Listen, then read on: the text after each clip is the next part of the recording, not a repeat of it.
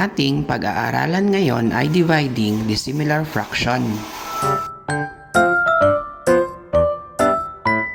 Meron tayong example dito, 3/7 divided by 4/5 is equals to, kopyahin ang 3/7, ang divide ay papalitan ng times, and ang 4/5 ay ibabaliktad, magiging 5/4. At tapos, i-multiply na natin. 3 times 5 is equals to 15.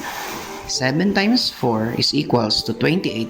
Kaya ang sagot ay 15/28. Ito na yung final answer natin kasi ang 15/28 ay wala namang lowest term.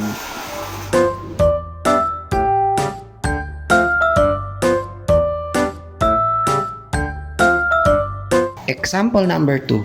1/2 divided by 3.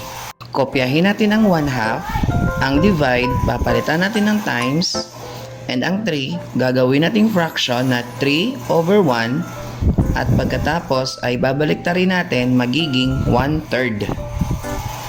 Tapos, i-multiply na natin, 1 times 1 is equals to 1, 2 times 3 is equals to 6. Yan na yung final answer natin.